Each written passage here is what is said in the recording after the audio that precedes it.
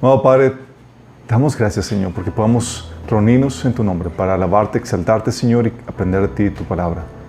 Te pedimos, Padre, que hables a través de mí, Señor. Cubras cualquier deficiencia, que tu palabra fluya con el poder de tu Espíritu Santo, Señor, y penetre en nuestros corazones, produciendo los cambios en nuestra mente que tú deseas, los cambios en nuestro corazón, Señor, que podamos producir el fruto que tú deseas en nuestras vidas. Bendice a los que estamos aquí y a los que nos están sintonizando, y sea viendo o escuchando esta predicación, Señor. En nombre de Jesús. Amén. Haciendo una recapitulación, vimos las 70 semanas de Daniel, ¿se acuerdan? Como a partir del decreto de reconstrucción de Jerusalén, estaban asignadas 7 semanas o 7 sietes, que son 49 años, y 62 semanas o 62 sietes, que son 434 años, para que pudiera aparecerse Jesús. Y sabríamos, si tú sabes, si haces el conteo exacto, sabrías cuándo se aparecería el Mesías ante Israel.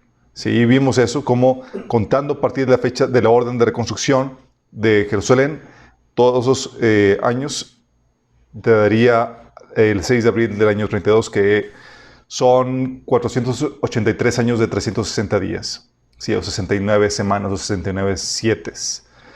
Entonces eso lo vimos, cómo se cumplió la perfección. Vimos que después de las 62 semanas se le quitaría la vida al Mesías, ¿se acuerdan? Se destruiría el templo y la ciudad, que sucedió en el año 70. Se abría el paréntesis de la iglesia. Estamos todavía en ese paréntesis. Y quedaba pendiente, ese paréntesis se cierra con el rapto. Vimos la sesión pasada, ¿se acuerdan? ¿Cuándo se va a cerrar el paréntesis? Cuando nos vayamos. Nosotros somos el paréntesis. Se cierra el paréntesis y vuelve otra vez a enfocarse todo alrededor de Israel. Digo, no que Dios ahorita no esté trabajando con el pueblo de Israel, sí, pero en su agenda perfecta todavía no se está llevando a cabo. Bien, entonces sucede el rapto. Hay un espacio de tiempo indefinido que no sabemos cuánto tiempo vaya a ser, en el que el anticristo va a tener la oportunidad de manifestarse, comenzar su carrera política y posicionarse dentro del futuro gobierno mundial. Una vez posicionado, firma un convenio, un tratado con el pueblo de Israel por 7 años, que son, y ahí comienza la última semana de Daniel, o los últimos 7 años profetizados de Daniel para completar las 70 semanas. El anticristo, a mitad de los 7 años, quita, prohíbe los sacrificios, las ofrendas, y pone un ídolo o una imagen en el lugar santísimo. Que ese ídolo es el que menciona la Biblia que se le va a dar vida. ¿Se acuerdan? Eso lo vamos a ver más adelante. ¿Y qué sucede? Comienza la gran tribulación, que son los últimos 3 años y medio.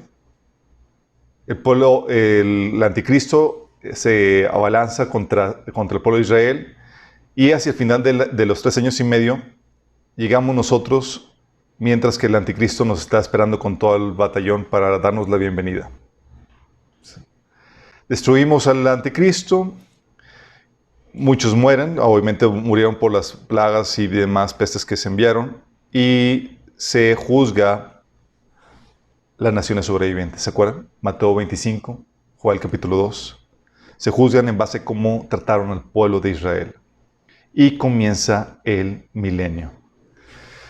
Y hay algunas personas en YouTube dijeron, oye, ¿cuál es el propósito del milenio? El propósito del milenio, chicos, es empezar a disfrutar la creación de Dios y las promesas de Dios dadas en el Antiguo Testamento bajo el gobierno de Cristo. Hay muchas promesas pendientes, ¿se acuerdan? Y se empieza a cumplir el propósito original de Dios. Dios, acuérdense que hizo la creación y puso al hombre como representante suyo para que comenzara a gobernar. Y Dios quería que el hombre disfrutara su creación en una unión íntima, en un compañerismo basado en el amor mutuo entre Dios y el hombre. Entonces comienza el milenio a hacer eso. Pero el milenio también tiene otro propósito. El milenio tiene el propósito de que salga a relucir los últimos que se van a revelar antes de que nos mudemos a una tierra. Porque al final, ¿se acuerdan? Sucede una última rebelión. Satanás es desatado al inicio del milenio. Al último, a finales del milenio, es otra vez desatado y engaña a muchas naciones para que se vuelvan a rebelar contra el gobierno de Cristo y la iglesia. ¿Se imaginan?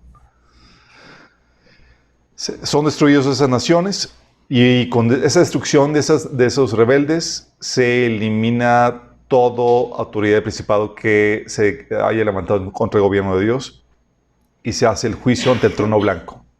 Una vez juzgado después del juicio ante el trono blanco, nos mudamos a la nueva tierra.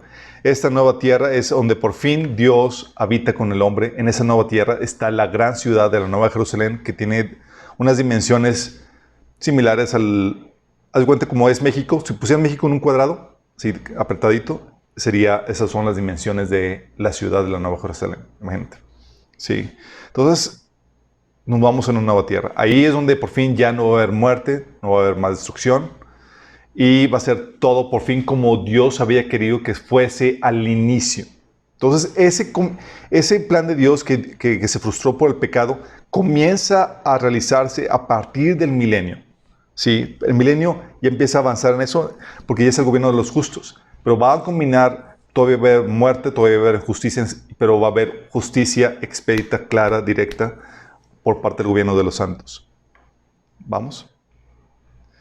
Eso lo vimos la vez pasada y entramos al tema de hoy. ¿Por qué? Porque aunque tengamos esta tabla, línea de tiempo, chicos, hay varias posturas, que imagino que las han escuchado. Hay varias posturas escatológicas que tienen que ver con tu hermenéutica, que es la forma en cómo interpretas la Biblia. Si se dan cuenta en la parte de abajo viene alegórico o literal. Y hay varias posturas en cuanto a la postura escatológica o de las profecías del fin, y tiene que ver con la postura amilenial, que es que el gobierno literal de Jesús, este milenio, este periodo, no existe, simbólico. O la postura postmilenial es que Jesús llega al final del milenio. Y la postura premilenial es que Jesús llega al inicio para comenzar el milenio. Esas son las posturas. Amilenial, que es simbólico. Postmilenial, que llega después del milenio. Y premilenial. Y dentro de la postura premilenial hay tres posturas en cuanto al rapto. El rapto puede ser después de la tribulación, en medio de la tribulación y antes de la tribulación. ¿A ustedes cuál les gusta más? Después, seguramente. Hay gente que se quiere quedar, me ha tocado. No, yo ya oré al Señor para que me deje aquí, para ayudar a los que se van a convertir. Yo, estimado, si tú eres iglesia, te vas, aunque ores a Dios para que te quedes. No hay vuelta de hoja en ese sentido. Sí. Entonces la postura amilenial te dice, aquí esta postura te dice que no existe el gobierno milenial de Jesús. Es todo una alegoría. Aunque la Biblia lo menciona así, pero empieza el asunto de la alegorización. Ellos te enseñan, esta postura te enseña que Jesús viene a reinar.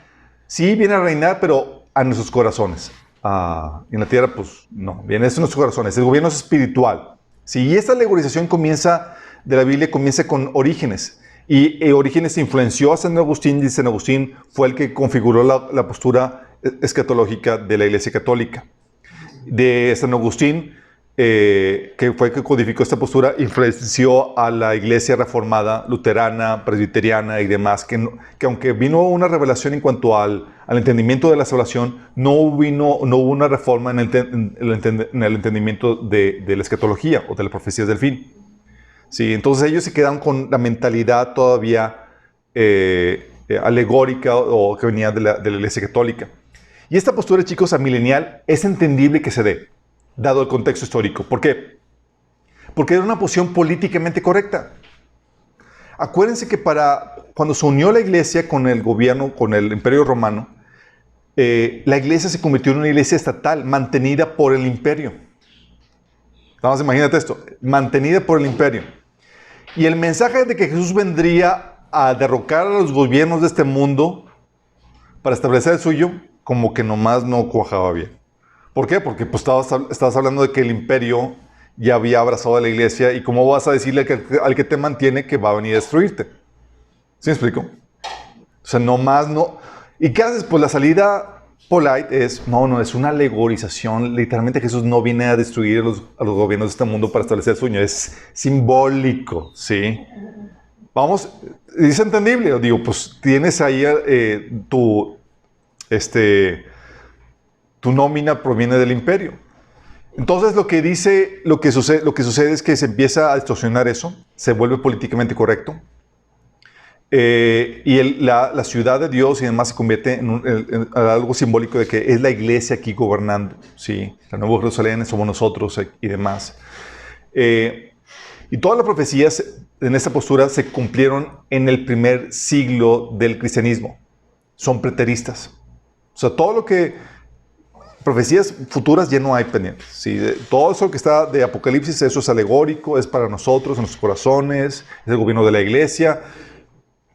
Pero las profecías que habla Jesús de Mateo 24 y demás ya fueron cumplidas en el primer siglo de la iglesia. Ya, sí. Y lamentablemente no solamente esta postura alegórica es de la iglesia católica, hay muchas iglesias protestantes que tienen esta postura. Las iglesias tradicionales de la Reforma tienen esta postura alegórica, porque no reformó muchas cosas la Reforma, pero no reformó la postura escatológica. El problema con esto, con esta postura, es que viene también acompañada del reemplazo de Israel.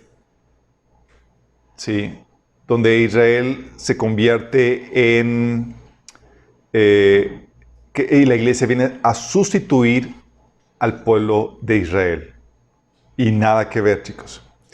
Entonces tiene esa problemática porque la Biblia enseña que hay promesas para el pueblo de Israel que están pendientes de cumplirse, como hemos hablado. La promesa del reino mesiánico, las promesas del reino mesiánico del reino de Israel que tiene que restablecerse, está pendiente. Hay 1845 referencias con respecto al reino mesiánico que restaura al reino de Israel. 1845, imagínense. Y esas profecías en 17 libros del Antiguo Testamento y le dan prioridad al evento, le dan prioridad a ese evento. Y 318 referencias en el Nuevo Testamento que prometen dicho evento. De hecho, no sé si se acuerdan, en el libro de Hechos, en el capítulo 1, una de las últimas preguntas que le hacen los discípulos a Jesús es: Señor, ¿vas a restaurar el reino de Israel en ese tiempo? Y Jesús le dijo: ¿qué te pasa?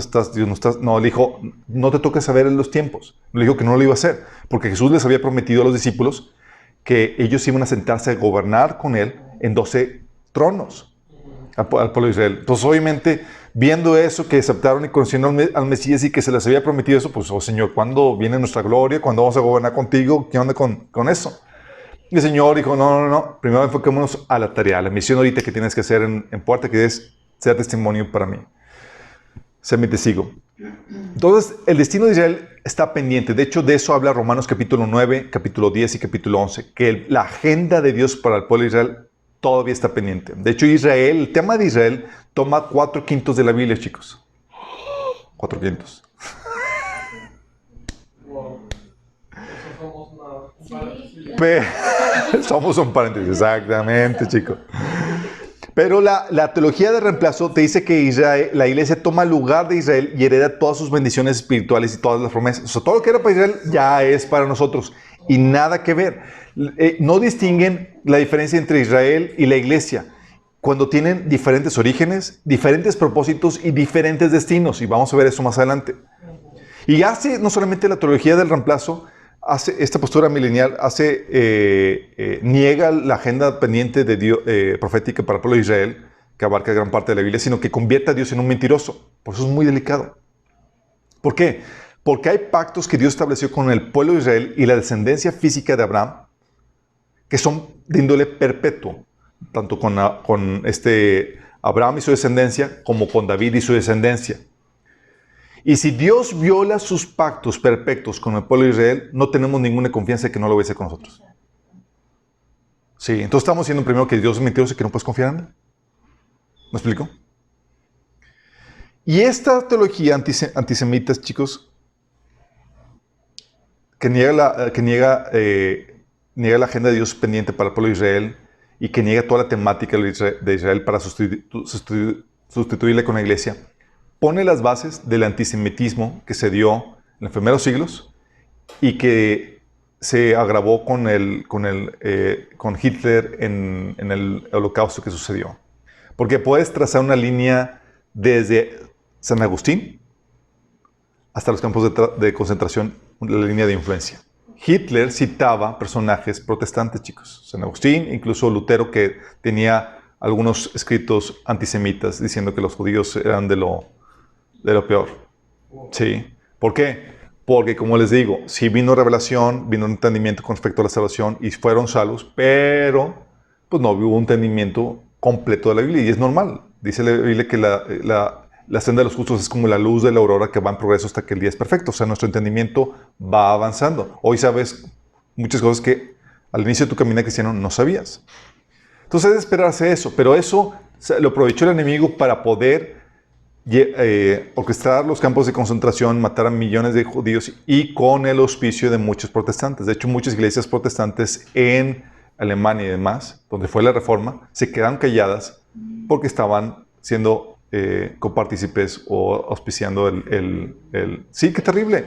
Pero no te asustes con eso, chicos. Hoy veamos ese tipo de situaciones hoy cuando las iglesias se quedan calladas ante violaciones de derechos y demás por una mal entendimiento de la Biblia. Sí, hoy tengo esas pastores que te incitan a que te sometas al gobierno ciegamente y que confíes en él ciegamente, cuando la Biblia te enseña algo diferente. Entonces, esta es la postura milenial. ¿Tiene sentido? ¿Sí? Oye, pues si es un gobierno estatal que te mantiene en la iglesia, pues mejor flojito y comprando y no hables mal de quien te paga. ¿Vamos? De hecho, no sé si sepan, pero la iglesia luterana también era una iglesia estatal. Los impuestos de los alemanes, una parte era para mantener a la iglesia luterana. Hoy en día todavía no. Creo que aún hoy en día, ¿verdad? De su sueldo ya Sí. retienen. Qué tremendo. Bueno, la postura postmilenial es que Jesús viene después del milenio, donde Satanás, de ellos te dicen que Satanás está atado ya. Cuando Jesús venció en la cruz, Satanás fue atado, ya se cumplieron las profecías en el primer siglo igual, y el cristianismo lo que dicen es que va a dominar toda la tierra, vamos a cristianizar toda la tierra, va a ser vamos a nosotros con nuestros propios esfuerzos evangelísticos establecer el reino de Dios aquí en la tierra. ¿Sí? Y Jesús nada más viene al corte de listón, a la inauguración, ya cuando terminamos. ¿Sí? Y lo que dice la gente, oye, pero Satanás está bien desatado. No, está atado. Lo único que vemos son los efectos que Satanás ya hizo. Y Satanás, es como, algunos dicen, es como los Elvis Presley, por ejemplo, que ya murió y ves ahorita sus efectos porque quedaron sus discos y su música y lo que ves nada más son los efectos. Pero Satanás ya igual ya está atado. Y unos en tono satírico dicen, oye, pues si Satanás está atado tiene la cadena muy suelta porque hace todavía lo que quiere. ¿Qué sucede con esto? Esta postura postmilenial, donde Jesús viene al final del milenio, comenzó con el auge y con el optimismo que se dio con la revolución industrial. Con la revolución industrial, oye, el avance de la ciencia, el progreso, los derechos humanos, el renacimiento, todas esas cuestiones, oye, pues podemos, o sea, todo va viento en popa, o sea, estamos cristianizando el mundo entero, están las misiones a todo lo que da y vamos a evangelizar el mundo entero. Sí. Y era una postura muy optimista por todos los avances tecnológicos de la ciencia y demás, que la ciencia iba a eliminar toda enfermedad, íbamos a hacer familias felices, el evangelio se iba a promulgar a todas partes, y en eso llega la Primera Guerra Mundial. Luego, la Segunda Guerra Mundial. Entonces, sí, el ser humano se volvió una persona tecnológica, sí, pero no se le quitaba lo bárbaro. O sea, la postura pecaminosa, el corazón pecaminoso todavía seguía ahí. Y la tecnología no iba a quitar eso. El avance tecnológico, el avance de la ciencia no lo quitaba, simplemente le daba más herramientas y más poder para poder hacer estragos aún más grandes. Entonces, esa postura prácticamente la postmilenial, donde nosotros vamos a conquistar el mundo y todo eso, con el avance del cristianismo y con la influencia cristiana, decayó con la Segunda Guerra Mundial, pero empezó a tener un auge en los 90s, a principios del 2000, con la así llamada teología del dominio. No sé si lo han escuchado. Teología de dominio, algunos predicadores como Miles Monroe, Peter Warner y demás, te dicen que los cristianos tenemos que influenciar en todas las áreas de la sociedad, ¿sí? Y la idea es avanzar y conquistar el reino de Dios, avanzar el reino de Dios en todas las áreas. Y eso es cierto, chicos, eso es verdad. Los cristianos tenemos que influenciar en nuestras áreas de dominio. Tenemos que ser luz y sal. El Señor habla claramente acerca de eso. Y de hecho, en el taller del reino y tu propósito, hablamos acerca de eso. Ahorita es el tiempo de ser luz y sal. Pero la cuestión, la parte distorsionada, la parte mentirosa es que la tierra no será llena del conocimiento de Dios bajo el dominio de la iglesia. La iglesia no va a conquistar todas las áreas. Va a ser nada más luz, va a ser influencia. Pero no va a tener dominio sobre todo, sino hasta que Cristo venga. Sí, porque el reino de Dios se va a establecer, se va a implementar a la fuerza. Nosotros, acuérdate que somos luz, somos sal, sí, pero lo que hace la iglesia es que retarda la pudrición del mundo, no elimina la pudrición. ¿Sí? ¿Sabes qué hace la sal en la Biblia? Sí, antes no había refrigeradores, usaban la sal para preservar los alimentos. Y lo que hace como el refri, oye, el refri lo que hace es que retarda la pudrición, pero no la elimina. Te vas a encontrar cosas podridas en tu refri. Lo mismo nosotros. Lo que hacemos es que retardamos la pudrición, pero no la eliminamos. Y la Biblia también menciona que hacia el final de la era de la iglesia las cosas van a estar en muy mala condición. ¿Sí? Entonces, esta es la postura postmilenial.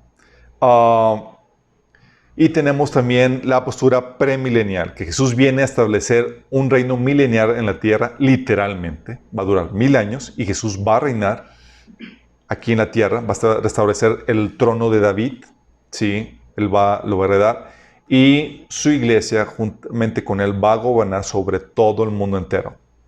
En esta postura tenemos la postura del rapto post-tribulación, que Jesús llega, sí, antes del milenio, pero la iglesia pasa la tribulación, sufre todas las penurias, todas las calamidades, para recibir los que sobrevivieron, todos noqueados, a recibir a Jesús en la tierra, en el cielo. Sí, eso lo vimos en la sesión anterior, pero la postura post-tribulación y la tribulación a mitad de que el rapto sucede a mitad de la tribulación o al final, tienen la problemática de que ambas niegan el factor sorpresa. Acuérdense que el rapto es inminente. Y nosotros podemos saber con exactitud cuándo vendrá Jesús, gracias a la profecía de Daniel 9. ¿Se acuerdan? Se firman el tratado, comienza en los 7 años. A partir de ahí, pones el cronómetro, en 7 años, veamos al Señor. A tal punto que Satanás, mejor dicho, el anticristo y sus ejércitos, están listos esperando a Jesús. ¿Se imaginan? ¿Y quién le dijo? Sabíanlo, porque es la parte predecible. El mundo, aparte, va a estar completamente advertido con todas las catástrofes y señales, como lo habíamos platicado la pasada. O sea, hacia ya al final, las últimas copas, imagínense, se muere todo ser vivo y todo flora y fauna de los mares. Todos ríos contaminados, todo mal. Todas las ciudades destruidas por el terremoto. Y si acaso eso no te advirtió de que que el fin del mundo ya viene y que Jesús ya está por aparecer, se apaga el sol y la luna. Si ya eso no te espanta y no te advierte de qué onda con eso, nada lo hace. Pero la Biblia dice que sí va a estar la gente asustada, al punto que dice que los reyes del mundo se van a esconder entre las grietas y en las cuevas, diciendo que nos liberará de la ira del Cordero. ¿Se acuerdan? Génesis capítulo 6. Entonces el anticristo va a saber cuándo va a venir. Esta postura pretribulacional e intertribulacional que dice que viene a la mitad, niegan el factor sorpresa. También llegan, con eso estamos hablando que niegan la doctrina de la inminencia. Porque acuérdate que si decimos que Jesús va a venir hasta el final de la tribulación, nada más piensa en eso. Dice, oye, ¿es que Jesús va a venir al final de la tribulación? ¿Tú entonces podrías esperar que Jesús viniera ahorita? No. Porque al final de la tribulación te va a faltar un montón de señales. Oye, la abominación desoladora, que parezca el anticristo, que sucedan todos los juicios. Tú no podrías esperar a Jesús ahorita. ¿Y Jesús, cuál fue la orden de Jesús? La orden de Jesús es que lo esperes todo el tiempo. Y si lo debes esperar todo el tiempo es porque Jesús puede venir en cualquier momento. Y esta postura niega eso. Dices, oye, para la gente que tiene esta postura es, bueno, si lo debes esperar todo, debes tener la actitud de esperar todo el tiempo aunque sepas que no va a venir ahorita. Entonces Jesús estaba ahí dando un mensaje engañoso. ¿O cómo está la cosa? No, no es así. O sea, no podemos... Si tienes esa postura, no podrías esperar a Jesús hoy porque todavía hay una serie de requisitos que deben de cumplirse.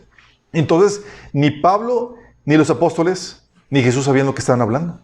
Porque Pablo lo estaba esperando. De hecho, una de las cosas, de las burlas que le hacen a Pablo es que Pablo creía que iba a ser raptado en sus días. Dicen, no es que Pablo no sabía. No, no, no. Sabía y sabía de más. Por eso lo estaba esperando. Sabía que el rapto es inminente.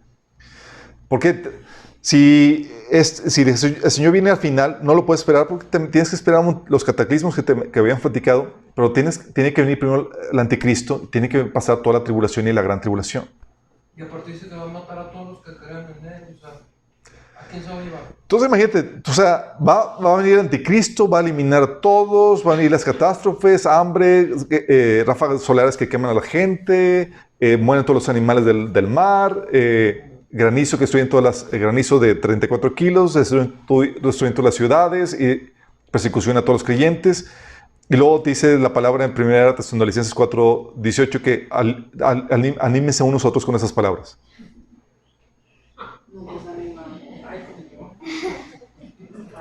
Digo, o sea, ¿cómo se baja el cielo? No contiene, no, o sea, niega todo eso. ¿Sí me explico? Es completamente absurdo. O sea, alégrate, Señor, y viene. No, que no venga. Digo, yo es que primero viene el anticristo, y luego viste todas las plagas y todas las copas y todo lo que... O sea, qué terrible. Y aparte, estas posturas no distinguen lo que habíamos platicado, la ira de Dios, que son los juicios que derrama, y la ira de Satanás. Es que nos dice que tenemos que estar dispuestos a sufrir por Cristo y demás. Sí, sufrir por Cristo está excelente, chicos. Y siempre debemos estar dispuestos a hacer eso. Pero la persecución, que es ¿se acuerdan? Habían platicado, como fuente de Satanás, y la ira de Satanás se descarga sobre la iglesia. La fuente de Satanás y el objeto es la iglesia. Y la iglesia lo ha sufrido a lo largo de toda la historia a manos de judíos, de los emperadores romanos, de la Inquisición, de gobiernos ateos como Rusia, Cuba, Irán, Corea del Norte, a manos de organizaciones ateas que persiguen a los cristianos. Esa es la persecución que todos debemos estar dispuestos a sufrir por causa de Cristo. Sí. La ira de Dios, en cambio, la fuente es Dios y el objeto son los rebeldes. Y la tribulación, chicos, es Dios derramando su ira sobre el mundo que lo ha rechazado. ¿Ves la ira de Dios derramada a la humanidad en el diluvio? Pero antes de que derramara el diluvio, que rescató a los judíos.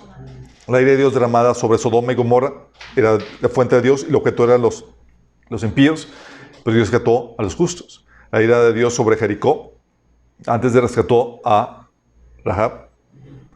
La ira de Dios sobre Jerusalén a manos de Babilonia, ¿se acuerdan? Sí, ahí Dios hubiera rescatado a alguien, pero dijo, consígueme un justo. No encontraron ni uno. O la ira de Dios sobre Jerusalén en el año 70, ¿se acuerdan? Pero Dios rescató a los cristianos que escucharon la advertencia de Jesús. Y lo mismo pasa ahora.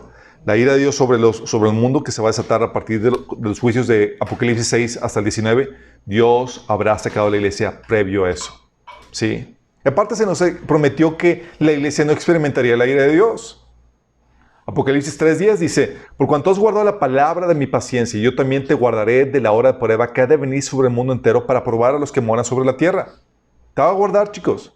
Va a venir sobre la hora de prueba que va a venir sobre tal nación, sobre una nación, sobre dos naciones. No, sobre toda la tierra. Oye, si va a venir sobre toda la tierra, ¿cómo me va a guardar? Te va a sacar de la tierra. 1 Tesalonicenses 5:9 dice, porque no nos ha puesto Dios para ira, sino para alcanzar salvación por medio de nuestro Señor Jesucristo. El día de ira, el día donde los juicios de Dios se empiezan a derramar, Dios no vamos a estar aquí. No nos puso Dios para sufrir eso. Y aparte habíamos platicado, Israel y la iglesia son que mutuamente excluyentes. Somos un paréntesis. Rechaza Israel a Dios y se abre el paréntesis. ¿No quieren Mesías? Ok, se abre el paréntesis. Y el paréntesis va a durar hasta que se complete el número de gentiles que han de formar parte de la iglesia. Se completa, partimos y vuelve otra vez a enfocarse todo a el pueblo de Israel. Romanos 11, 29, 25 dice: mis amados hermanos, quiero que entiendan este misterio para que no se vuelvan orgullosos de ustedes mismos. Fíjate, sabía que la iglesia corría el riesgo de volverse orgulloso, de que denigrar a Israel por pensar que ya todo gira alrededor de nosotros. Y aquí te dice, no, parte del pueblo de Israel tiene el corazón endurecido, pero eso solo durará hasta que se complete el número de gentiles que aceptarán a Cristo. ¿Hasta cuándo? Hasta el número de gentiles que se complete. Entonces todo Israel será salvo. Y aparte, habíamos platicado cómo puede la iglesia venir con él sin antes no es raptada. Alguien dice, no, es que ese mismo día nos lleva y nos trae. No, pues...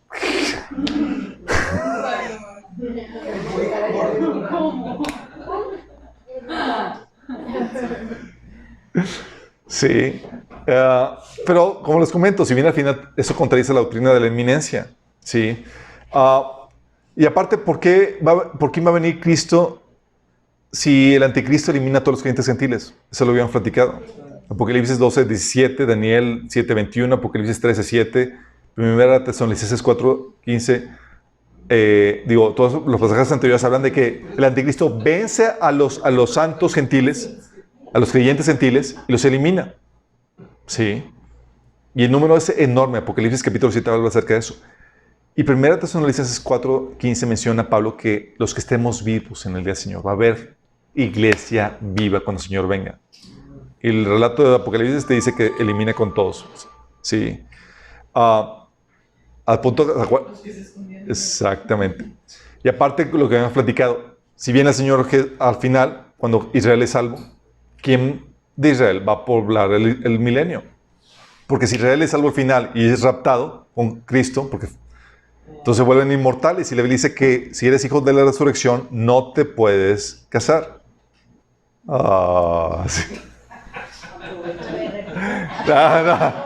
No te preocupes, va. Se puede negociar. Entonces, oye, si todo Israel es raptado al final, ¿cómo se van a multiplicar? Y la Biblia dice que se van a multiplicar como conejos durante el milenio. O sea, va a crecer la población de Israel, se van a celebrar bodas y va a haber niños jugando otra vez sobre los parques y demás. Entonces, no concuerda. Pero hay gente que dice, no, es que la pretribulación, sí, la pretribulación la pretribulación sí cumple el requisito de que es sorpresa y cumple la inminencia. Puedes esperarlo en cualquier momento. ¿Sí? Entonces cumple con los requisitos, la sorpresa y la inminencia. El mundo va a pescar la sorpresa y nosotros tenemos que esperar en cualquier momento porque no hay un requisito previo que tenga que precederlo. Pero hay gente que dice, pero eso es algo nuevo, eso surgió en los 1800 por tal teólogo, bla, bla, bla, y no puede ser porque históricamente nunca se creyó eso. Sí, Pablo, los apóstoles no predicaban. El rapto pre-tribulación, chicos, no es nada nuevo. Es algo que la iglesia primitiva enseñaba. La epístola de Bernabé, en el primer siglo, habla del rapto pre-tribulación. Es un libro canónico, ¿no? Son escritos de los primeros padres, de los discípulos de los discípulos. Sí. Irineo, en la carta contra herejías, en el 1800 a.C., habla del rapto pre-tribulacional. Hipólito, un discípulo de Irineo en el siglo II, también habla del rapto pretribulacional. Dice antes de Cristo, es después, ¿no? Me equivoqué, perdón. Es después de Cristo. Sí, es después de Cristo. Gracias por sí, después de Cristo. Ok. Efrén de Siria, del siglo IV, también habla del rapto post-tribulacional. De hecho, le cito. Todos los santos y elegidos de Dios serán recogidos antes de la tribulación que vendrá y estarán con el Señor. De lo contrario, verían la confusión que está por sobrecoger al mundo por el pecado. Esas son cartas aparte. Sí, son cartas de los discípulos, de los primeros padres de la iglesia, así es. Imagínate, está hablando de... Tú lees eso y dices, entonces él creía en el rapto pretribulacional, sí, es lo que se enseñaba. Pablo creía en eso. Claro. Sí, como ya hemos dicho, Pablo nos enseña a esperar la manifestación gloriosa de nuestro Señor Jesucristo. No al anticristo, no ni nada. De hecho, cuando aborda a Segunda Tesalonicenses que a los cristianos atribulados porque pensaban que se habían quedado al día del Señor. Dijeron, ya vino la catástrofe y estamos sufriendo todas las plagas y demás. Tranquilo, no. Primero tiene que, antes del día del Señor tiene que venir el anticristo y antes de que venga el anticristo tiene que quitarse lo que lo retiene, que somos nosotros. ¿Sale? Entonces, imagínate, Efrén de Siria en el siglo IV menciona, Clemente de Roma en el siglo I también menciona el rapto pretribulacional, Ignacio de Antioquía, Didaché en el siglo I, la epístola de Bernabé también lo menciona, Pablo de Hermas, de hecho, Pablo de Hermas le cito, dice, ustedes han escapado de la gran tribulación por causa de su fe y porque no han dudado en presencia de tal bestia. Vayan, por tanto, y digan a los elegidos del Señor sus obras poderosas y díganle que esta bestia es un tipo de gran tribulación que vendrá. Si se preparan y se arrepienten en todo corazón y se vuelven al Señor, será posible que escapen de ella. Y si su corazón se mantiene puro y sin mancha, y con un corazón limpio, pasen el resto de los días de su vida sirviendo al Señor. O sea, puedes escapar de la gran tribulación. ¿Y qué crees que estamos predicando nosotros? Chicos, si tú no te has arrepentido, es el tiempo de hacerlo, porque si no lo haces, vas a vivir la tribulación. Si no estás a cuentas con el Señor, te vas a quedar aquí. Pero hay un ticket de salida, que es que te vuelvas al Señor de todo corazón. Entonces, rapto por la tribulación, los primeros padres de la iglesia lo enseñaban. No es algo inventado en el siglo VIII. Y aparte la iglesia la Biblia lo enseña claramente. ¿Sí? Entonces puedes trazar esta creencia a lo largo de la historia, pero se popularizó en el siglo XIX. Sí, es mucho lo que te vas a encontrar las críticas en internet. Algunos pastores, no, es que fue en el siglo XIX, en los 1800, cuando un pastor, tales teólogos, y que eran de los Illuminati y que metieron esta falsa doctrina en la iglesia, bla, bla, bla. Nada que ver, chicos. Esto viene en la Biblia y se enseñaba desde inicios de la era cristiana, antes de que la iglesia incluso se mezclara con el Imperio Romano. ¿Vamos? Ok. Y me estaba comentando mi primo Carlos, antes de que llegaron, de que pues, es muy fácil entender esto. Es muy fácil cuando tienes la información ya ordenada, chicos. Sí, por cuando no ves los detalles. Y uno de los principales problemas de confusión, áreas de confusión, está en los pasajes de Mateo 24 y Lucas 21, que son los pasajes donde Jesús habla del desenlace final. ¿Sí? Y quiero que vayamos y que lo analicemos juntos. Porque es aquí donde radica mucha confusión. Porque Jesús empieza a hablar adrede de forma confusa. Te lo pone en código. ¿Sí? ¿Jesús habla adrede de forma confusa? Sí, chicos. Ponía parábolas y a veces daba cosas que eran para que no lo entendieras tú claramente porque envolvía su mensaje. Pero lo vamos a discernir y vamos a clarificar eso si nos fijamos en los detalles. Y vamos a poner mucha atención en los detalles. ¿Sale? Vamos a Mateo capítulo 24. Aquí se lo voy a poner.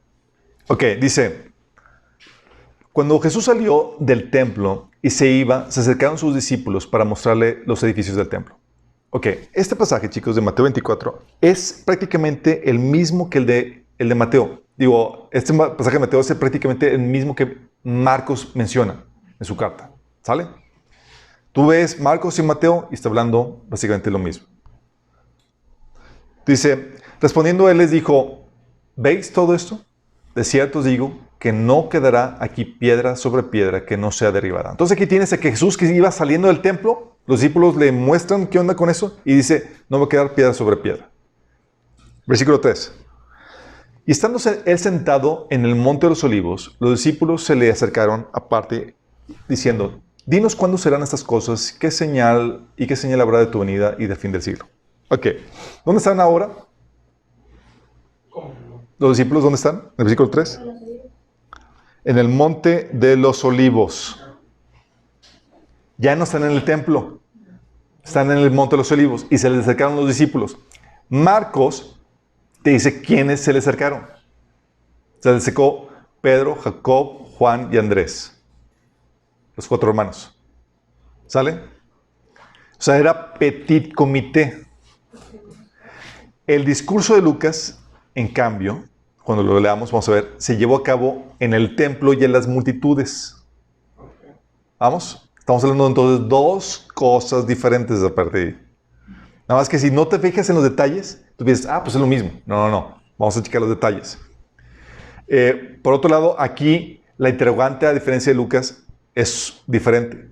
Aquí está preguntando cuándo será la señal de su venida y el desenlace final del fin del siglo. ¿Vamos? En Lucas es cuándo va a ser la destrucción del templo. Y vamos a ver qué onda con eso. Entonces dice versículo 4, respondiendo Jesús les dijo, mirad que nadie os engañe. Fíjate, aquí menciona que será un tiempo caracterizado por el engaño. Y si ahorita podemos experimentar eso, chicos, lo estamos viviendo.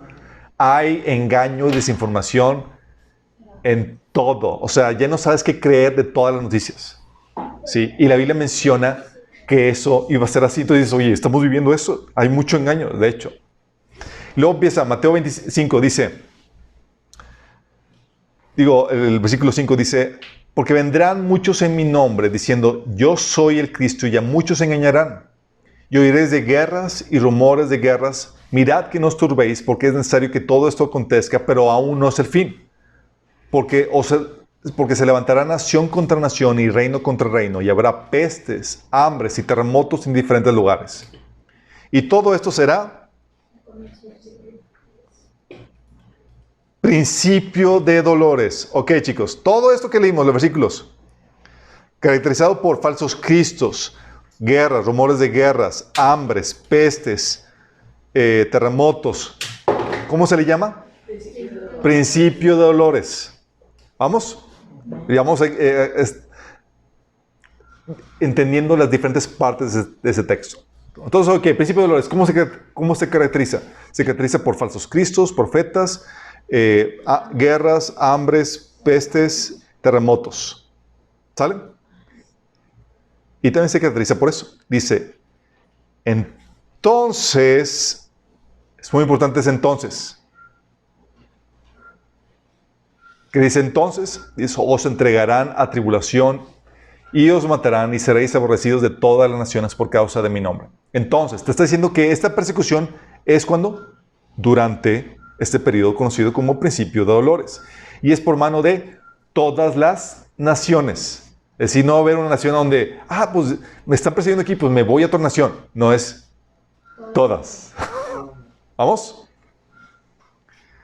En Lucas, en cambio, te habla de una persecución que es antes del principio de dolores. Pero si no ves los detalles, tú piensas, pues persecución, y te mencionan las mismas características, pero tú dices, es lo mismo. No. Lucas dice antes del principio de dolores. Aquí dice entonces, durante el principio de dolores. Y esta persecución, la de Lucas, vamos a ver más adelante, está realizada principalmente por los judíos. Te dice que los entregarán a sinagogas. Es diferente. La persecución aquí en Mateo se da durante el periodo conocido como principio de dolores, o también conocido como la tribulación, que se extiende para incluir la gran tribulación, chicos. El cual es previo a la venida de Jesús. ¿Sale?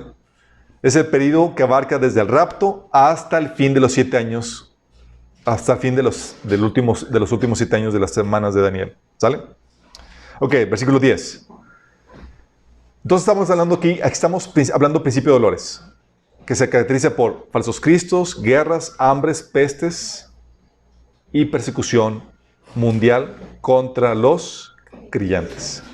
Dice, muchos tropezarán, entonces se entregarán unos a otros y unos a otros se aborrecerán. Muchos falsos profetas se levantarán y engañarán a muchos. Y por haberse multiplicado la maldad, el amor de muchos se enfriará.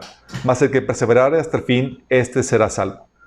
Y será predicado este evangelio del reino en todo el mundo para testimonio de todas las naciones, y entonces vendrá el fin.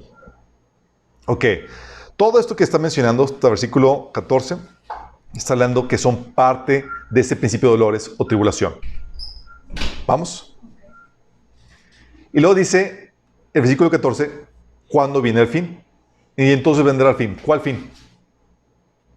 Con esto contesta a los discípulos cuándo vendrá el fin del siglo, o sea, de esta era de pecado. te dice que el evangelio será predicado, aquí también te está diciendo que será predicado en ese tiempo de tribulación, donde se están traicionando unos a otros, en ese tiempo de persecución, va a ser predicado el evangelio. De hecho, Apocalipsis 14:6 te menciona que va a ser predicado el evangelio durante estos tiempos de juicio de Dios.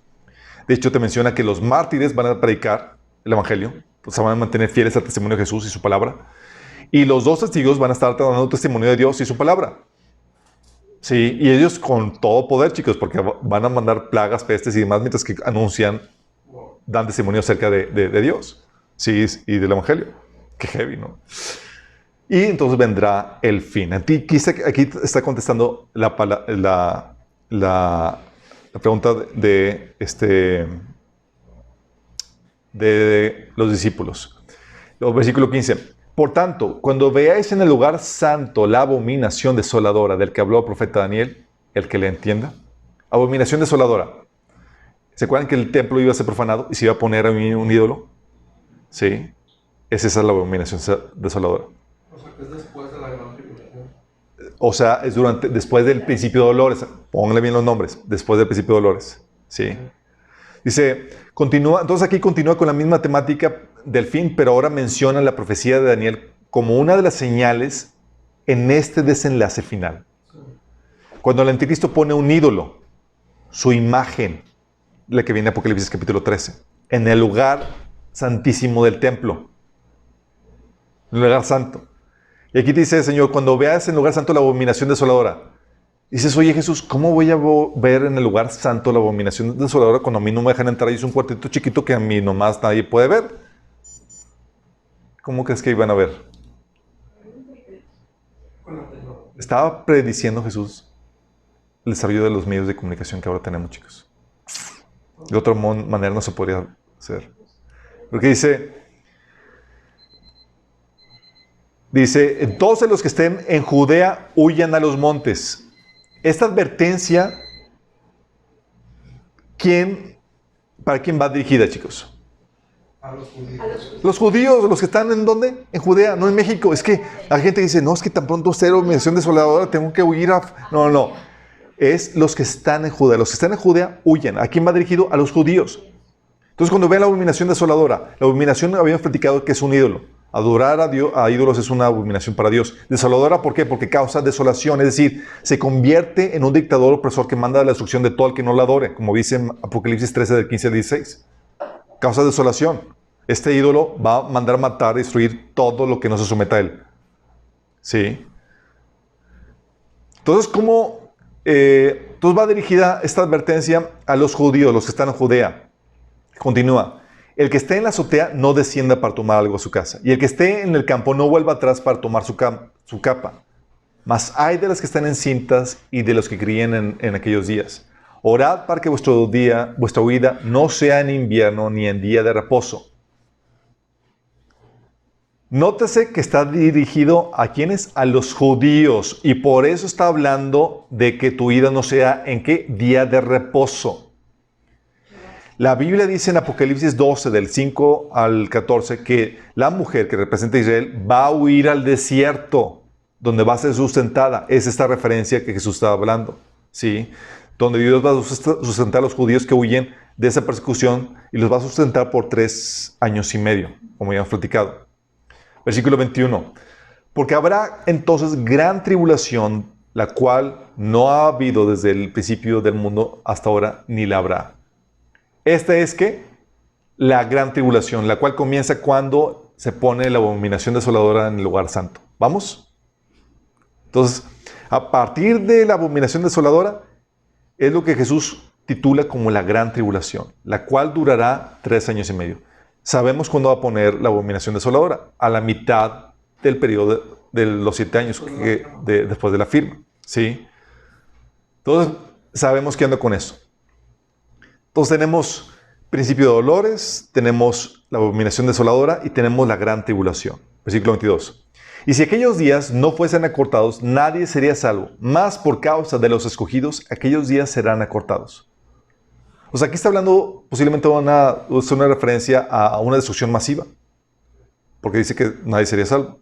O una referencia a que si no es cortado ese periodo de la gran tribulación, el anticristo lograría eliminar al remanente judío destinado a salvación. Puesto que acuérdense que el anticristo ordena matar a todos los judíos, chicos, y están entre la espada y la pared. ¿Sí? ¿Y aquí a quién se refiere con los escogidos? ¿Quiénes son los escogidos? Los judíos. Son los judíos. Aquí cuando está la advertencia, acuérdense que Jesús está dirigiéndose a los que viven en Judea. La advertencia es para los que están en Israel viviendo. Y por causa del remanente, de esos escogidos, remanente escogido, el tiempo va a ser recortado. Esos escogidos son los que que son judíos. Habla Isaías 65, versículo 9, Isaías 65, versículo 15 y versículo 22, que son el remanente que al final va a ser salvo, como viene en Romanos 11, 26. Sigamos. Versículo 20. Ay. Ya se me trabó esto. Ay.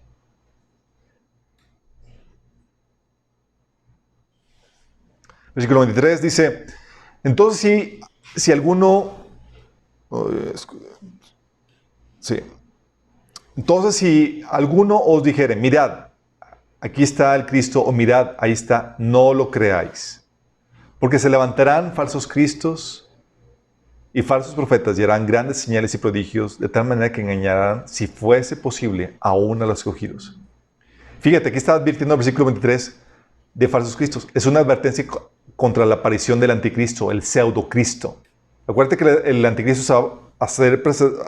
se va a presentar como si fuera el Mesías, Salvador. Pero recordemos que Jesús dice que en Hechos 1:11 se nos recuerda que Jesús va a venir así como se fue. ¿Se acuerdan? Que estaban viendo cómo se había ascendido. Dice, varones, que se están viendo allá. Dice, ese mismo Jesús que ascendió va a regresar de la misma forma. Entonces, si tú no ves que el Mesías desciende, no es. Y luego menciona el versículo 24 de grandes señales y prodigios. Y estas señales y prodigios es de las que habla en 2 Tesalonicenses capítulo 2, que el anticristo va a ser levantado con grandes señales y prodigios. De hecho, Apocalipsis 13 habla de que el falso profeta hace señales y prodigios a la vista de todo el mundo, incluso hace caer fuego del cielo sobre la tierra, así como lo hizo el profeta Elías. ¿Sí? Y va a engañar, si es posible, a los escogidos. El engaño va a ser tan fuerte con todas las señales que se van a dar y todo lo que va a estar sucediendo, que va a sacudir a los escogidos, chicos. Segunda Tesalonicenses 2:11 menciona que Dios envía este engaño para que los que rechazaron la verdad abracen la mentira y así sean perdidos. Porque ¿qué pasa, chicos? Es lo que hemos platicado. Rechazas a Dios, Dios te deja a tu suerte a la contraparte. Y si rechazas la verdad, te deja a tu suerte para que abraces la mentira. Ya no restringe la maldad. Versículo 25 dice: ya os lo he dicho antes. Así que si os dijeren, mirad, está en el desierto, no salgáis. O mirad, está en los aposentos, no lo creáis. Porque como el relámpago que sale del oriente y se muestra hasta el occidente, así será también la venida del Hijo del Hombre. O sea, te está diciendo que la venida del Hijo de Jesús será un evento visible de forma mundial. No va a ser como que, va a venir, vino en la forma de conferencista y senador milagro. No. Es algo mundial que se va a manifestar en el cielo.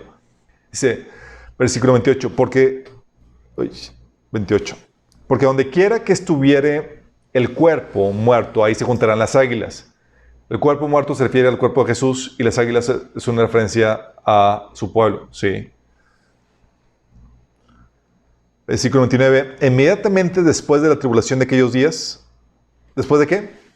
La tribulación. Entonces tienes principio de dolores, caracterizado por hambres, pestes, guerras, falsos cristos, falsos profetas. Y le dice, luego tenemos la gran tribulación, cuando comienza con la abominación desoladora, grandes señales y prodigios que apoyan al falso Cristo. Y luego dice, al final de esa persecución, al final de esa gran tribulación, el sol se oscurecerá, la luna no dará su esplendor y las estrellas caerán del cielo y las potencias del cielo serán conmovidas. O sea, si al final de la tribulación habrá hasta manifestaciones en los astros. Versículo 30. Entonces, ¿qué pasa al final de todo eso? Aparecerá la señal del Hijo del Hombre en el cielo, y entonces lamentarán todas las tribus de la tierra y verán al Hijo del Hombre viniendo sobre las nubes del cielo con poder y gran gloria. O sea, al final de todo eso es cuando llega Jesús. ¿Vamos? Principio de dolores. Abominación desoladora. Gran tribulación. ¿Sí? Y al final se oscurecen los astros y entonces aparece Jesús. Dice, versículo 31, y enviará a sus ángeles con gran voz de trompeta y juntará a sus escogidos de los cuatro vientos desde un extremo del cielo hasta el otro. Sus escogidos, ya vimos, sí, judíos creyentes sobrevivientes de la gran tribulación, a quienes les dio la instrucción de huir al ver la abominación desoladora. Aquí termina Jesús su exposición. Sí, hasta aquí termina su exposición. Es el desenlace final, porque preguntaron a los discípulos, ¿cuándo las señales del fin de la era? Y de su segunda venida. Y aquí termina diciendo, aquí se aparece el Hijo del Hombre. ¿Vamos? Ok. Luego ya empieza a dar Jesús comentarios aclaratorios.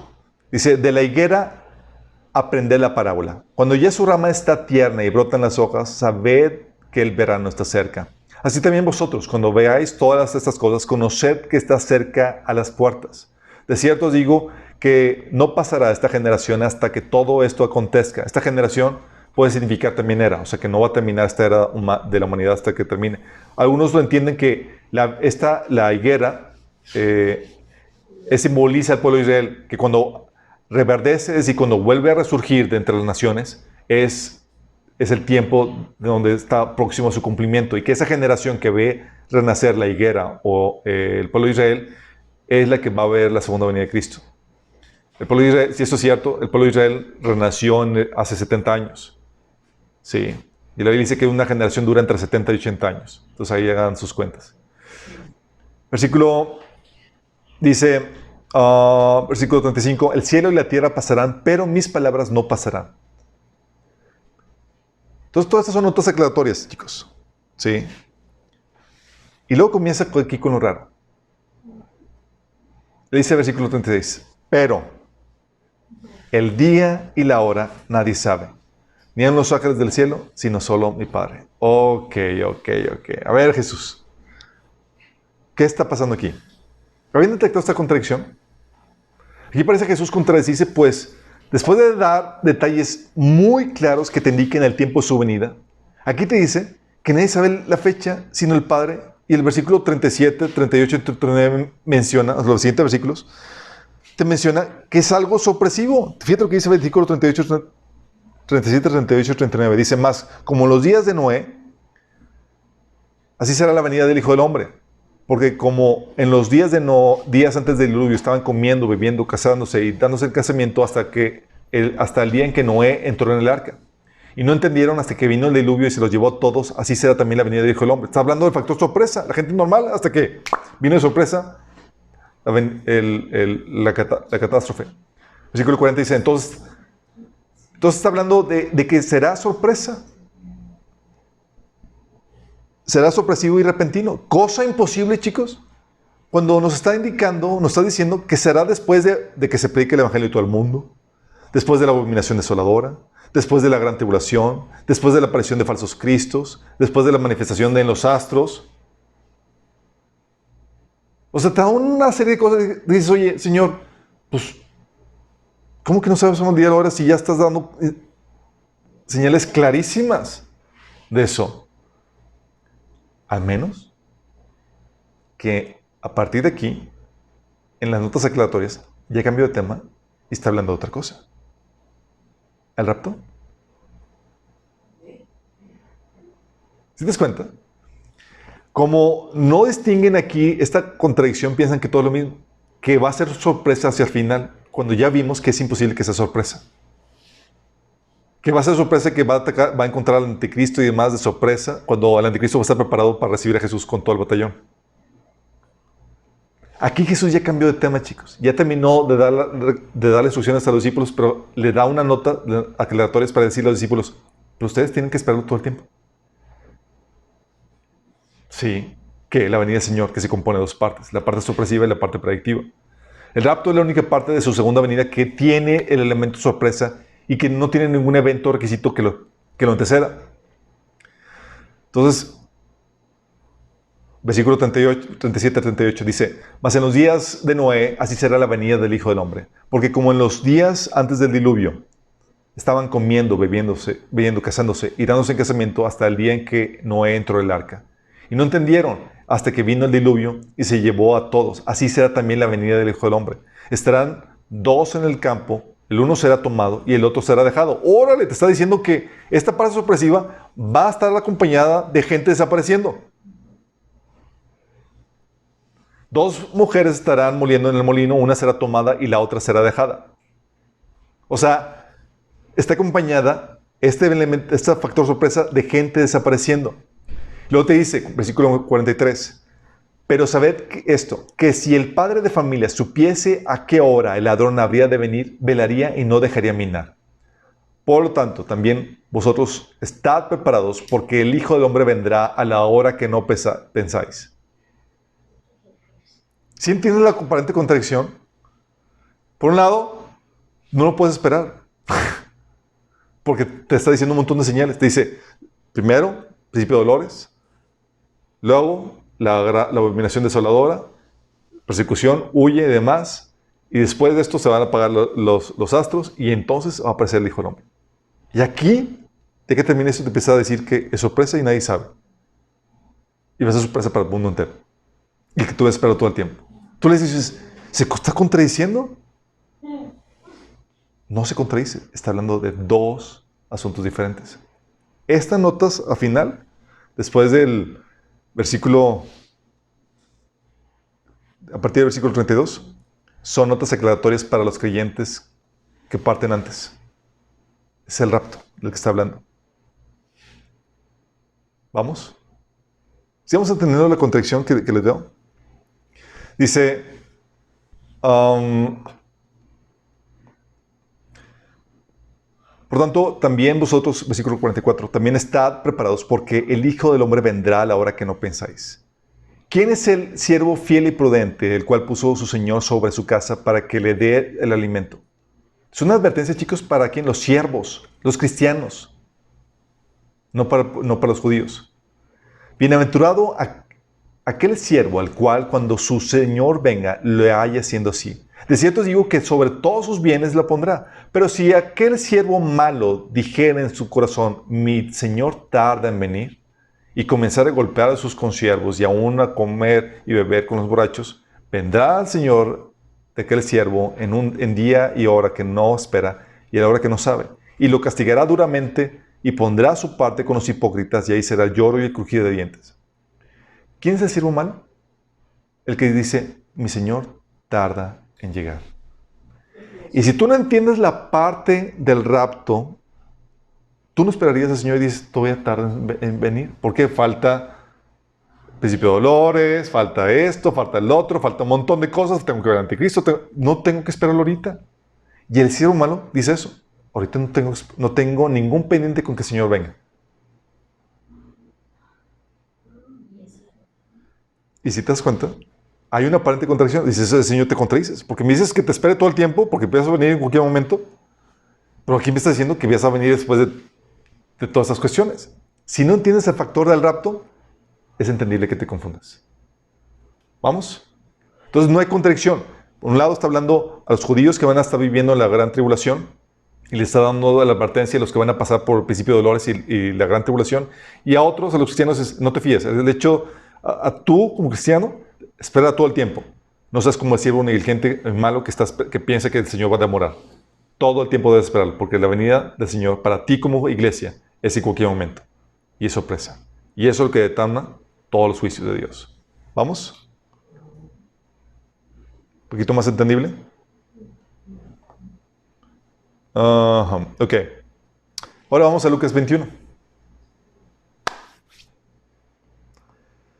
Lucas 21 dice, a unos que hablaban de que el templo estaba adornado de hermosas piedras y ofrendas votivas, dijo, en cuanto a estas cosas que veis, días vendrán en que no quedará piedra sobre piedra que no sea destruida. Está en el templo y está ahí apuntando a las piedras que están ahí y toda la cosa. Y le preguntaron, aquí no cambia escenario, aquí sigue en el mismo escenario con el diálogo. La diferencia de Mateo que se llevó a cabo en el templo, que se fue en el Monte de los Olivos. ¿Sí? Dice, le preguntaron, maestro, ¿cuándo sucederá esto? ¿Y qué señal habrá cuando estas cosas estén por suceder? ¿Qué comentario había dicho Jesús? Que el templo iba a ser destruido, no iba a quedar piedra sobre piedra. Y le preguntó a los discípulos, ¿qué señales habrá de que esto va a suceder? ¿Vamos? Es diferente. Los discípulos acá en el petit comité, con Pedro, Andrés y Juan y Jacob, le preguntaron al Señor, ¿cuál es la señal de tu venida y del fin de la era? Y aquí está preguntando, ¿qué? ¿Cuándo son las señales del evento de la destrucción del templo? ¿Vamos? ¿Sí vamos viendo la distinción? Los veo con cara de incógnita. ¿Está bien? Ok. Versículo 8. Dice, y luego empieza Jesús con esto. Escuchen. Versículo 8. Él entonces dijo, mirad que no seáis engañados. Comienza igual. Porque vendrán muchos en mi nombre diciendo, yo soy el Cristo y el tiempo está cerca. Mas no vayáis en pos de ellos. Y cuando oigáis de guerras, versículo 9, de guerras, de sediciones, no os alarméis, porque es necesario que estas cosas acontezcan primero, pero al fin no será inmediatamente. Entonces se les dijo, se levantará nación contra nación, reino y reino contra reino, y habrá grandes terremotos en diferentes lugares, hambres, pestilencias, y habrá terror y grandes señales en el cielo. Versículo 11. Esto, chicos, ya lo distinguimos por Mateo. ¿Cómo se le llama? Principio de dolores. Vamos. Hambres, pestes, falsos cristos, terremotos, pestilencias, e incluso aquí te aclara señales en el cielo. Pero fíjate bien esto, versículo 12. Versículo 12 dice, ¿pero qué? Antes de todas estas cosas. Y aquí se retrocede ¿a cuál periodo? A un periodo antes del principio de dolores. Ahora ni siquiera lo había notado. Pero antes de estas cosas os echarán mano y os perseguirán y os entregarán a las sinagogas, a las cárceles y seréis llevado ante reyes, ante gobernadores por causa de mi nombre. O sea, antes del principio de dolores habrá una persecución a manos de judíos. Estás hablando que los entregarán a sinagogas. La persecución que Mateo anuncia es después o durante el principio de dolores. Y es a mano de todas las naciones. Y si esta persecución de Lucas se cumplió en el primer siglo y está registrado en el libro de Hechos. ¿Vamos? Ok. ¿Sí se dan cuenta cómo cambió una pequeña frase que dice, pero antes cambia todo el escenario? Versículo 13. Dice, y esto será ocasión para dar testimonio. Proponed en vuestros corazones, no pensar antes cómo habéis de responder en vuestra defensa, porque yo os daré palabra y sabiduría, la cual no podrán resistir ni contradecir todos los que se opongan. Dice, mas seréis entregados aún por vuestros padres y hermanos y parientes y amigos, y matarán a algunos de vosotros. ¿Sí? Aquí incluso la muerte de los creyentes es parcial. Pero esto, chicos, todo eso se cumplió en el primer siglo. De hecho, tú ves en el libro de Hechos, capítulo 7, cuando matan al primer mártir, a Esteban, que él decía la Biblia que tenía tal sabiduría que no lo podían contradecir cuando lo estaban acusando. Imagínate. Y eso también lo ves en Pablo, que fue por causa de la persecución, lo encarcelaron y lo llevaron a testificar con reyes. Todo esto se cumplió tal cual en Hechos, chicos. Dice, versículo 17, y seréis aborrecidos de todos por causa de mi nombre, pero ni un cabello de vuestra cabeza perecerá. ¿Sí sabían que durante los primeros siglos los cristianos eran considerados una secta de lo peor? Decían que comían, tomaban sangre porque ya es que se daban la Santa Cena, que era simbolizar la sangre, que tomaban sangre, que cometían grandes crímenes, que eran los cristianos ateos porque no adoraban a los dioses, que hacían cosas terribles. Los cristianos eran tachados de lo peor. Los paganos decían eso y los judíos también inventaban cosas. Dice, y seréis aborrecidos por todos por causa de mi nombre, pero ni un cabello de vuestra cabeza perecerá. Con vuestra paciencia ganaréis vuestras almas. Versículo 20. Cuando viereis a Jerusalén rodeada de ejércitos, sabed entonces que su destrucción ha llegado. Aquí contesta la pregunta de cuándo va a venir a ser destruido el templo, que fue ese punto que estaban discutiendo, que sucede antes del principio de dolores. ¿Vamos? O sea, a diferencia de Mateo, que marca la abominación desoladora como la señal para huir, aquí la señal que marca es cuando vieres en Jerusalén rodeada de ejércitos. ¿Te das cuenta? Son dos señales, dos pitazos para huir. En Mateo, la abominación desoladora. En Lucas, cuando Jerusalén está rodeado de ejércitos. Sí. Dice el versículo 21. Entonces los que estén en Judea huyan a los montes y los que en medio de ella váyanse y los que estén en los campos no entren en ella. Ok, aquí está medio complejo el asunto. ¿Por qué? Jesús dice que cuando esté rodeada de ejércitos, huyan. ¿Y cómo huyo cuando está rodeado de ejércitos? Ok, señor, aquí hay una cuestión técnica que como que se te chispoteó. O sea, lo ves rodeado de ejércitos y huye al campo y demás. Y dices, ok, ¿cómo? O sea, por la tele. O sea, ¿cómo puedes huir de Jerusalén si está rodeado de ejércitos? Bueno, la Biblia nos enseña, la historia nos enseña cómo sucedió esto. Vespasiano fue el general que rodeó a Jerusalén con los ejércitos romanos. Pero, ¿qué crees? Tenía rodeado a Jerusalén y en eso el emperador romano muere. Y se tuvo que retirar a Roma. Y Vespasiano se convierte en emperador y delega a su hijo Tito la toma de Jerusalén un año después. En este intervalo es lo que le dio la oportunidad a los cristianos judíos de huir de la ciudad. Murieron más de 1 millón de judíos, pero ni un solo cristiano. Según Eusebio, un historiador cristiano de los primeros siglos, estos cristianos huyeron a Pella. Eso viene en el libro de Eusebio, libro 3, capítulo 5, 1. ¿Sí te das cuenta lo fuerte de esto? Entonces aquí está hablando de dos cosas diferentes, Mateo y Lucas. Aquí está hablando de la destrucción de Jerusalén y les dio la advertencia. Cuando vean rodeados de ejércitos, huyan. Y tal cual como dio Jesús la advertencia, sucedió. Vieron los ejércitos rodeados. Dijeron, chicos, es pitazo para irnos de aquí. Jesús nos advirtió. Viene en el libro de Lucas. Ok, perfecto. Cuando vimos, se retiran los ejércitos y huyen a Pella. Todos los judíos cristianos, creyentes. Versículo 22. Porque estos días son días de retribución para que se cumplan todas las cosas que están escritas. ¿Qué cosas están escritas? Acuérdense lo que vimos. Daniel 9:26 profetizó la destrucción del templo y de la ciudad. ¿Se acuerdan? En el paréntesis, se mata el Mesías y se destruye el templo y la ciudad. Y eso Jesús también lo corroboró en Lucas 19:43 al 44, cuando dijo que iba a ser destruida Jerusalén.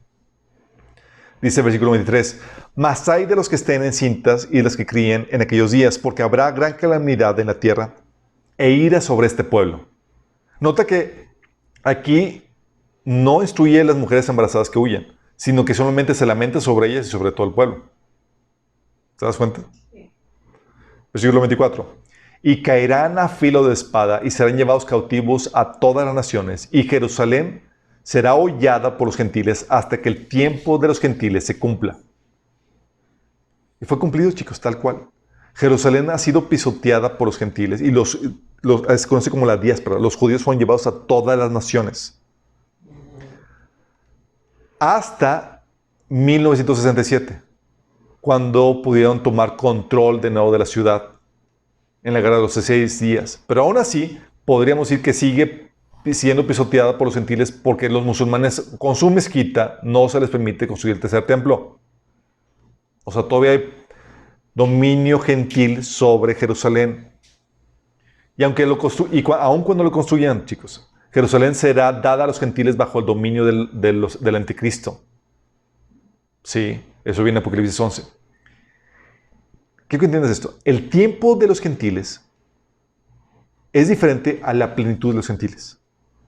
Este versículo 24 te habla de el tiempo de los gentiles es el tiempo en el que los gentiles tienen dominio sobre Jerusalén. ¿Cuándo va a ser quitado? Hasta que Jesús venga. En la segunda venida. Sí. Cuando quita el dominio de los gentiles por completo para establecer su reino. Entonces, una cosa es el tiempo de los gentiles y otra cosa es la plenitud de los gentiles. La plenitud de los gentiles es el tiempo, cuando se completa el número de creyentes que han de ser salvos y van a formar parte de la iglesia. ¿Vamos? Sí. Ok. Entonces, el tiempo de los gentiles se cumple hasta la segunda venida cuando Jesús libra a Jerusalén del dominio gentil. Pero fíjate bien en esto. Se va de la destrucción de Jerusalén, dice, comienza el tiempo de los gentiles. Y dice, hasta que se cumpla el tiempo. Se traslada desde la destrucción de Jerusalén hasta la segunda venida, chicos. ¿Sí te das cuenta cómo? Sí. Y comienza, el versículo 25. Entonces, ¿cuándo? Cuando dice el tiempo de que se cumpla el tiempo de los gentiles. Entonces habrá señales en el sol, en la luna, en las estrellas, y en la tierra angustia de las gentes confundidas a causa del bramido del mar y de las olas. ¿Se acuerdan que una de las plagas de Apocalipsis es que se destruye toda flora y fauna del mar? No es extraño que suceda. Entonces te está diciendo, es decir, cuando el tiempo de los gentiles se cumple, aquí nos trasladamos ya a la persecución, de la persecución de los primeros siglos hasta el tiempo de la segunda venida. Sí, y estas señales,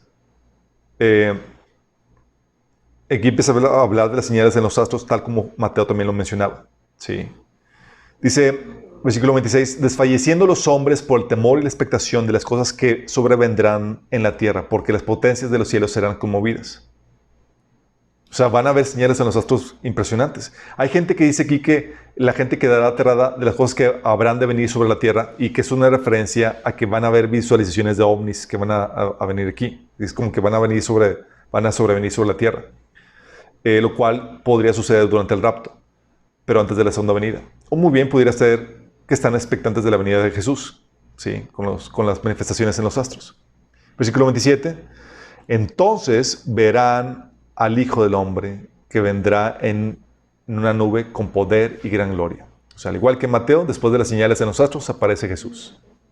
¿Pero te diste cuenta cómo hizo la trayectoria? Sí. Se destruye el templo y nos vamos hasta que el tiempo de los gentiles se cumpla, cuando hay señales en los astros y Jesús aparece de nuevo. ¿Vamos? Dice, cuando estas cosas comiencen a suceder, erguíos y levantad vuestra cabeza, porque vuestra redención está cerca. ¿Qué cosas? Lo que dijo. No la persecución por judíos, sino lo que dijo que vendría después. Principio de dolores y el tiempo de los gentiles. ¿Vamos? Porque menciona que son los principios de dolores y luego menciona que antes es la persecución a manos de judíos. Entonces tiene que ser lo que sucede posteriormente, que es el principio de dolores y el tiempo de los gentiles. Y posiblemente también las señales en los astros que hemos estado viendo en los últimos años. Interesantemente, chicos, a diferencia de Mateo, Jesús aquí no menciona la gran tribulación. ¿Sí te das cuenta? No la menciona. Y debería mencionarlo si es sumamente importante. ¿Por qué? Porque tal vez Mateo va dirigido a judíos y Lucas va dirigido a gentiles. Y Dios tenía pensado que Mateo sirviera como un manual de escape para los creyentes judíos en el tiempo de la tribulación. Por otro lado, si la iglesia no va a pasar por la tribulación, tiene sentido que no lo mencione Lucas. ¿Vamos? Que no mencione la abominación de Salvador y eso. Nótese, aquí lo que menciona Lucas lo que menciona Jesús en esta advertencia dice, cuando comiencen a suceder esas cosas, erguíos porque vuestra redención está cerca. O sea, es para la iglesia, diciendo, ¿sabes qué? Cuando comienzan a suceder, o sea, no vamos a ver todo, sino vamos a ver solamente los inicios. O sea, nos va a tocar ver los inicios de los principios de dolores, chicos. Nos va a tocar ver así como que vemos en los chicos, esto ya está por comenzar. O sea, no vamos a ver la completa manifestación. ¿Vamos? Del principio de dolores. De hecho, en Apocalipsis capítulo 12, versículo 14, menciona esto. Habíamos comentado que el varón que nace de la mujer, que la mujer es Israel, y el varón que nace es el cuerpo de Cristo.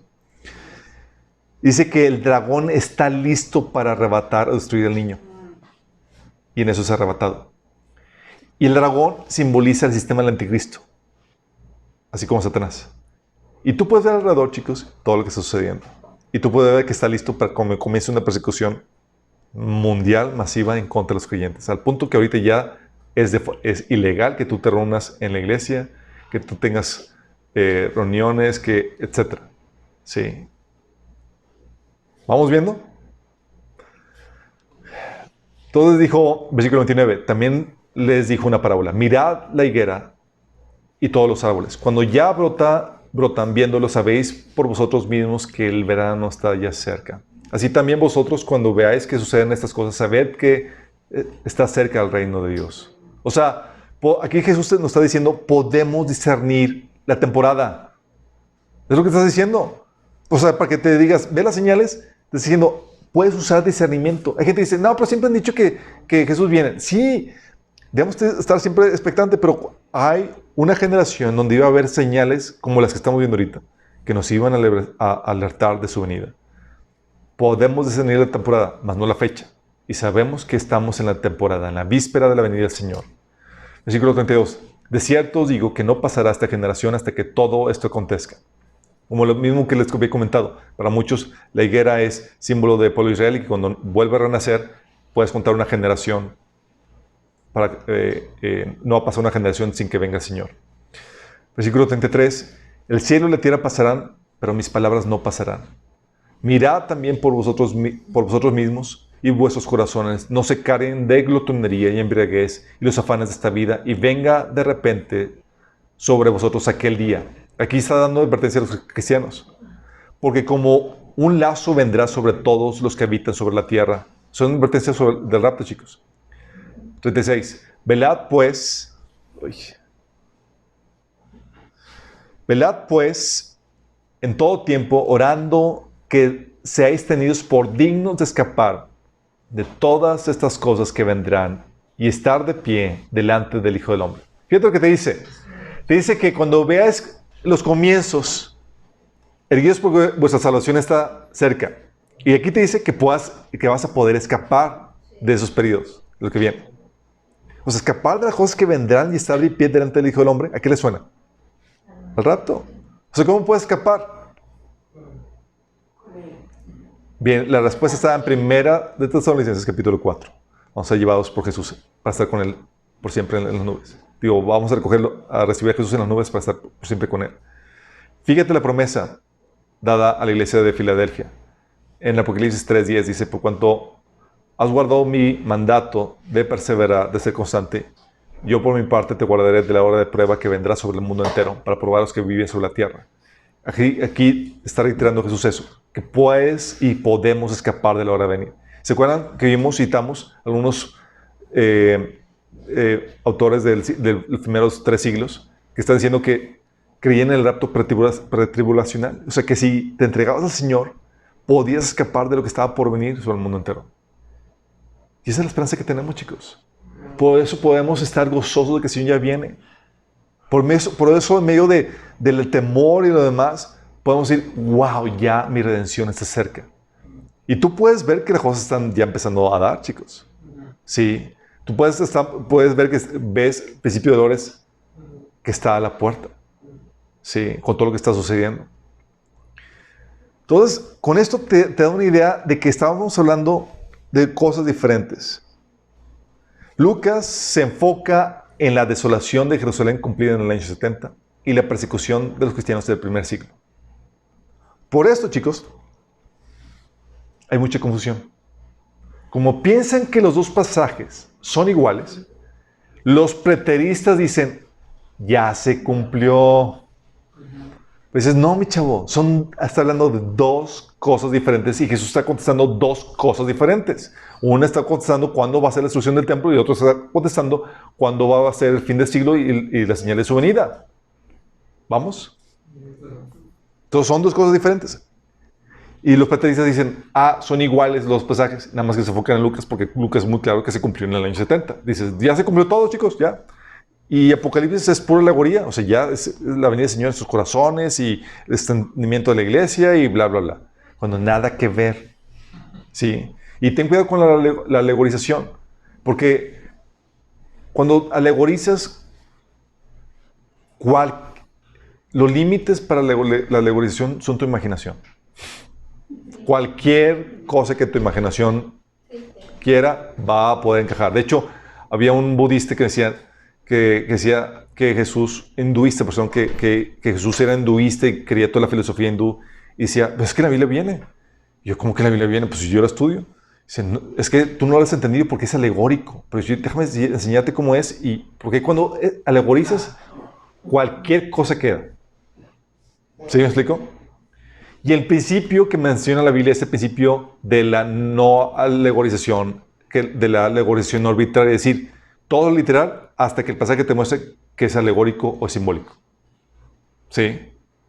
No es arbitrario que, pues aquí ya alegorizo como yo quiera. No, no.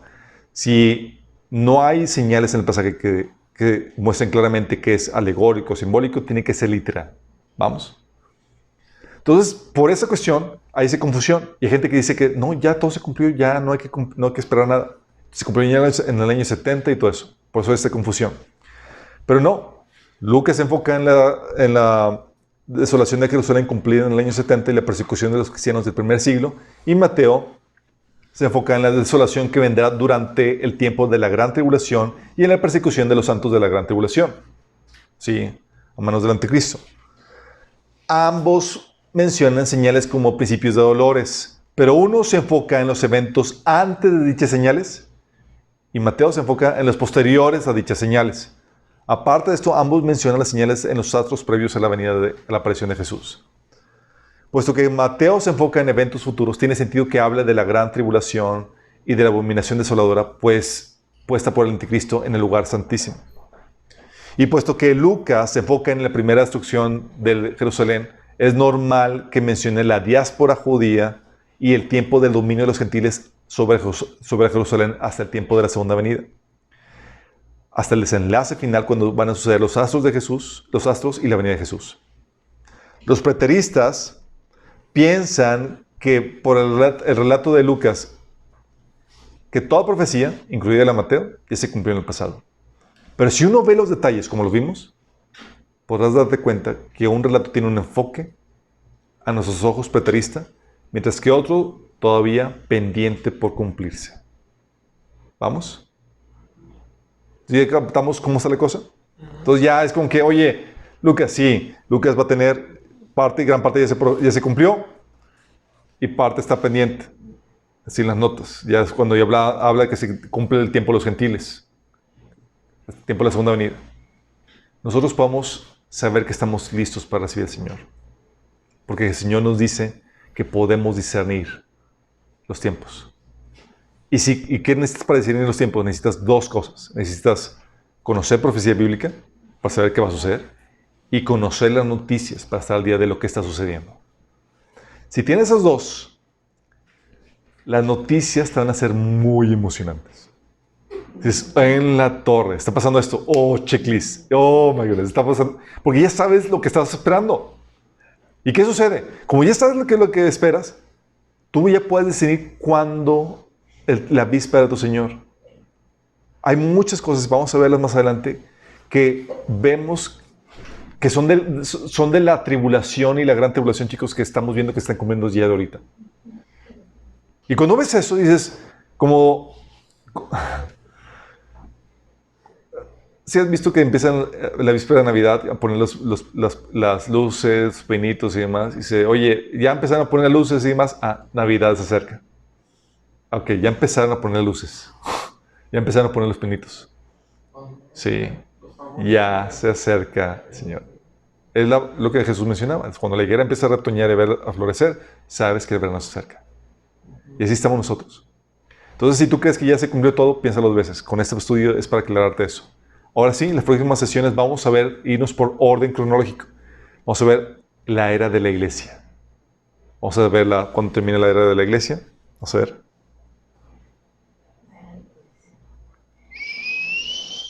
Vamos a ver esto, chicos. No.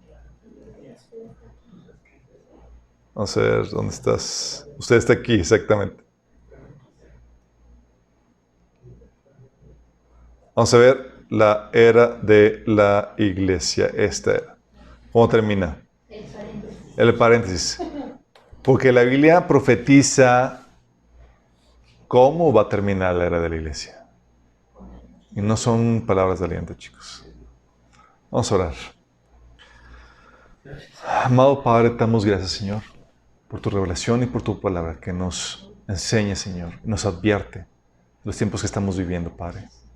Señor, queremos ser como los hijos de Isaacar, que son entendidos de los tiempos y saben la tarea que nos toca realizar, Señor. No queremos ser ignorantes, Padre, y te damos gracias por el conocimiento que nos das, Padre. Queremos ser esa iglesia viva, esa iglesia despierta, que te espera en todo momento, Señor, porque sabe que puedes venir en cualquier momento. Señor, ven, Señor. Rescátanos, Señor, de la hora de prueba que está por venir el mundo entero, Señor. Y en el Inter, Padre, danos la fuerza, el poder, la unción, para seguir siendo testimonio y alertar a la gente que todavía no se ha entregado a ti, Señor, para que aproveche, Señor, este tiempo de gracia y entre a formar parte de tu iglesia, Señor.